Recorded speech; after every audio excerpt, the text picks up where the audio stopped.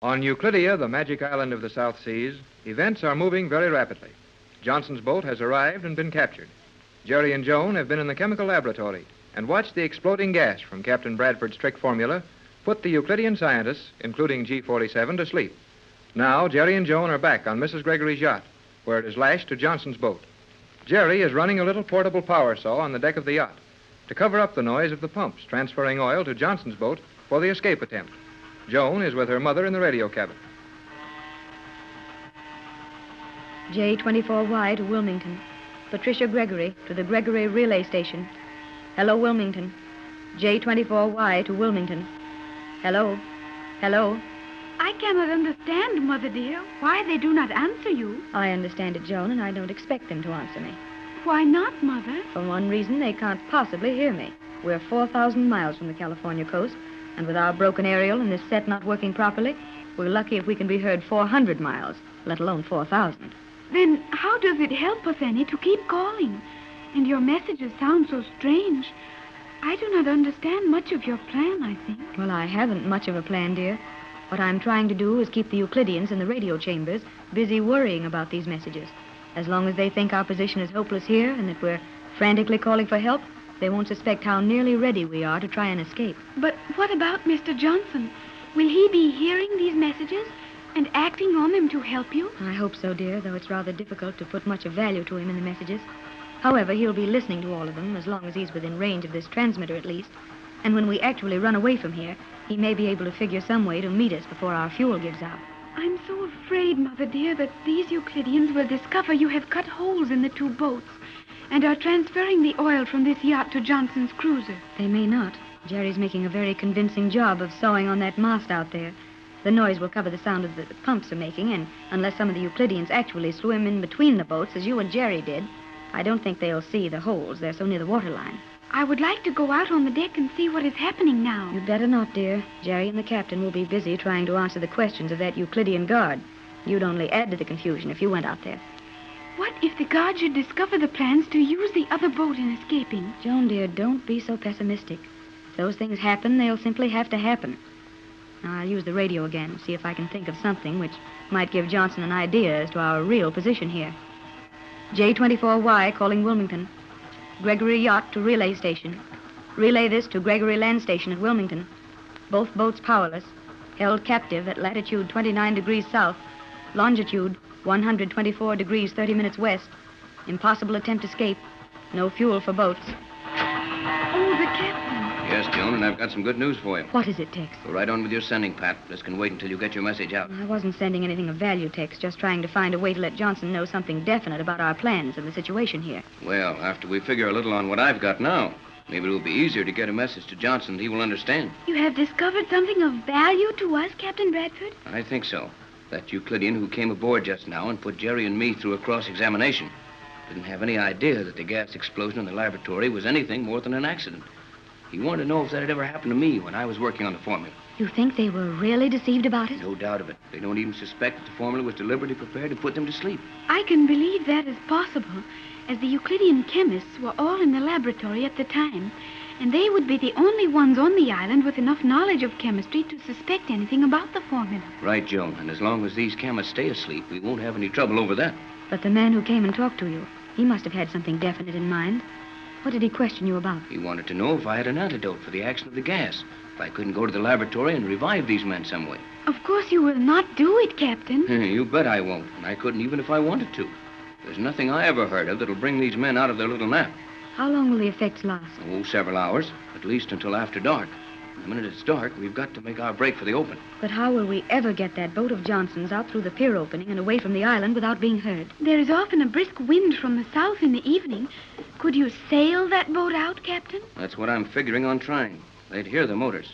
I wonder if the batteries in Johnson's boat are in shape to handle the radio. I imagine they're pretty dead after dragging that boat around, but we'll move our batteries over there after dark.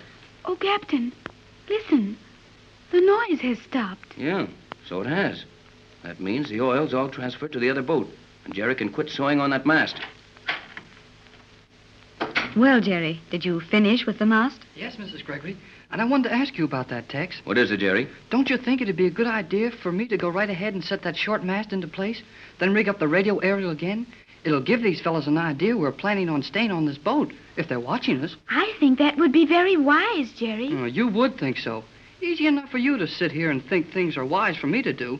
Have you ever tried pushing a mast around? Why, no, Jerry. Then come on out with me. You're going to learn how to do it. Now, Jerry, that work will be too hard for Joan. Oh, I don't want her to work.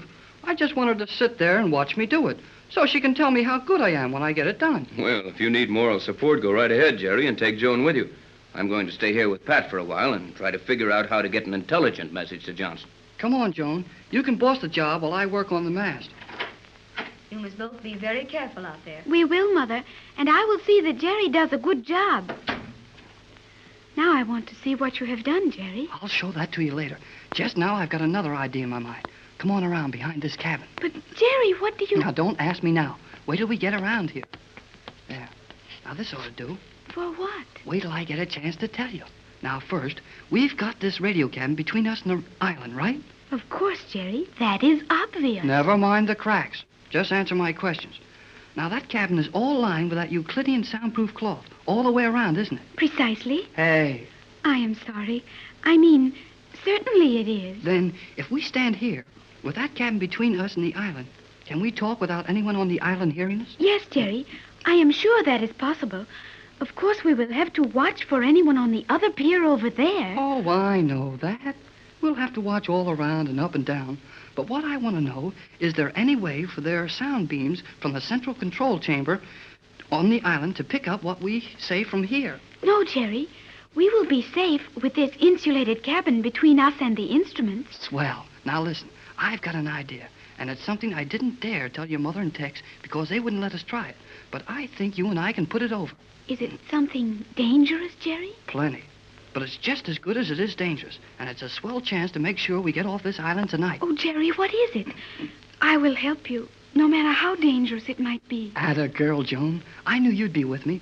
But we've got to be mighty careful that Captain Bradford or Mrs. Gregory don't find out anything about it. Then we must speak very quietly, Jerry. They might hear us through this cabin wall. But you said the cloth would keep them from that. Not exactly, Jerry. The cloth would keep sound from being recorded in the control room. But if we spoke loudly enough, our voices might be heard through this thin wall. Not what we said, of course. But if they heard our voices here, when we should be on the other side of the boat working on that mast, they might come out to see who it was. Right, Joan. We'll take it easy. Now tell me what it is. You must have some plan which you and I can work out. Yeah. Wait a minute. Listen. Oh, boy, that's swell. The skipper and Mac are working on that mast now. Tex will think it's me, and he won't come out looking for me. Well, hurry, Jerry. Your plan. Well, I'll tell you, Joan. It's mighty dangerous for you as well as me.